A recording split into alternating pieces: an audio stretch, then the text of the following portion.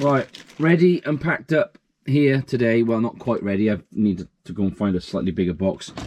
Are 3 of my cameras, 2 Micro Four Thirds and 1 Canon PowerShot.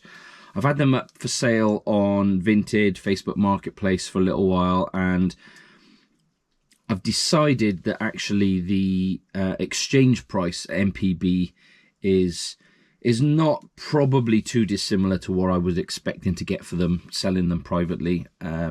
Sure, I could hold on for them a bit longer, hold out for a price, but second-hand camera market is very unpredictable. 1 minute a camera could be worth £200, next minute it could be worth sort of £50, and it could just be somebody making a YouTube video about it will make a camera price jump or whatever. So me now making a video about these cameras I'm about to sell probably send the price through the roof. I doubt it, considering my reach on YouTube's not really that strong. But anyway, I digress. I've packed up 3 cameras, packing up 3 cameras to trade in for another one.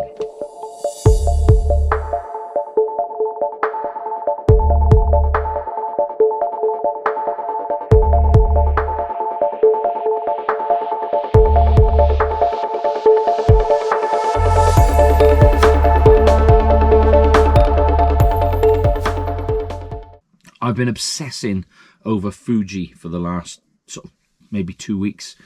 The XM5 was the one that sort of caught my eye, and I watched so many videos on it, and then realised that a lot of the videos were talking about its content creation tools, its video capabilities, and all that kind of stuff. And I think, why am I buying a camera that is maybe designed for making video or leans towards making video rather than a camera for taking photos? Because that's what I want a camera for. I like making videos, but I only really do this kind of stuff.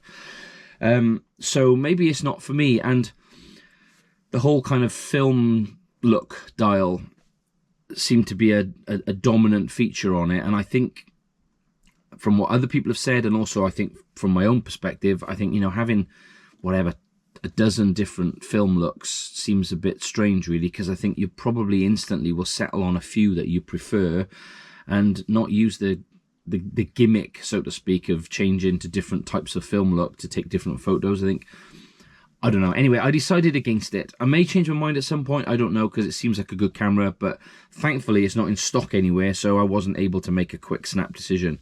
But what it did make me do was look more into the Fuji products, and I think it's something that I need to try and get my hands on, and maybe if I can borrow one or something, and then I can decide whether it's what I like. But I started looking at the X-T5, and I looked at the X-T30. Was there a few others?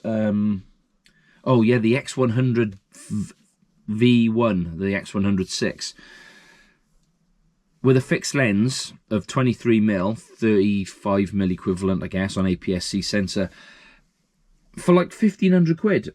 And I really was this close. I was looking at second-hand ones. I was this close because I just got totally sucked into all the hype and everything. And I saw a couple of videos, one in particular I'll link to below, which almost made me go and push the button there and then, because it was just a superb video.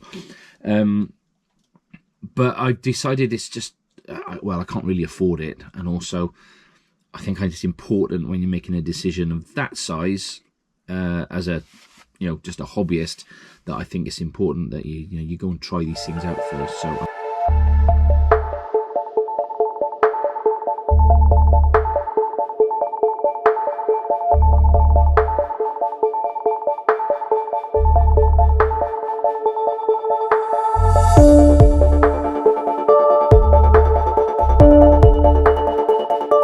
I'm going to a photography show in June in Newport, and I'm hoping to get my hands on a whole range of cameras, you know, from things like the Fujis, which I've been kind of obsessing over, mainly because of the look. I like the kind of retro, nostalgic kind of look of those cameras. I think it's the hipster choice as well, Fuji.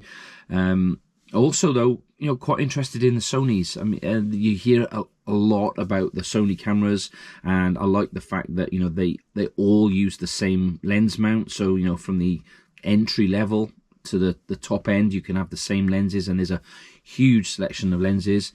but do I really need that? You know, half the time I'm just using a small, you know, just using like a small prime on my my cameras. So I don't know. I just want to go and try some. My dilemma is things like these Sony ZVs and the new Canon V1, I think, and the XM5 from Fuji. They all have content creation as like part of their feature set. So they have, you know, video features, and I wonder if I'm buying a camera that's compromised a little bit, and maybe I shouldn't be doing that. I mean, it's pretty safe bet that a modern content creation camera from Sony or Fuji or Canon is probably going to take better photos than this. But it's all about the experience, I think. So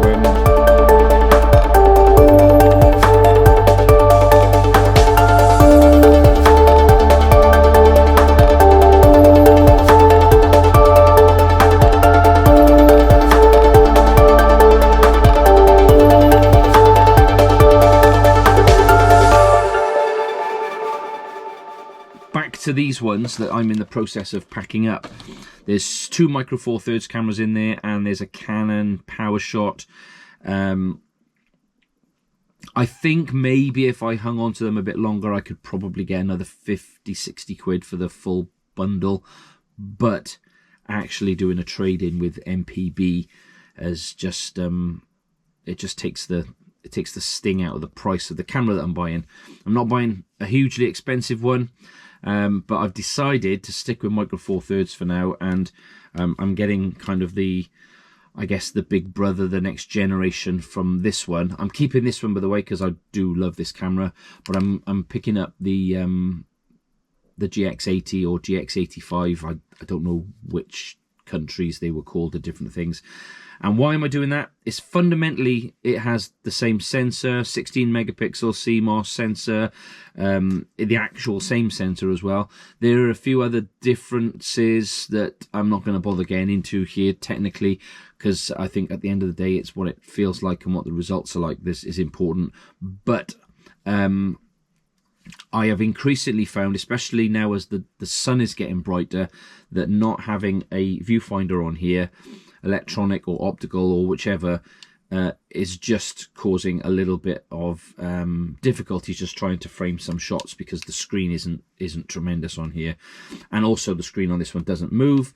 And I think what I'd like to be able to do is take some sort of waist level shots or some higher up shots and be able to see the screen. So the GX80 has got a tilty screen on the back and a viewfinder, so that's going to come next week. So this slot get collected tomorrow, and then I guess they get assessed and they confirm or deny how much they've said they were going to give me for the cameras, and then we go from there. But in the meantime, I am not buying a Fuji, Sony or Canon, but I'll probably still watch videos about them all day long.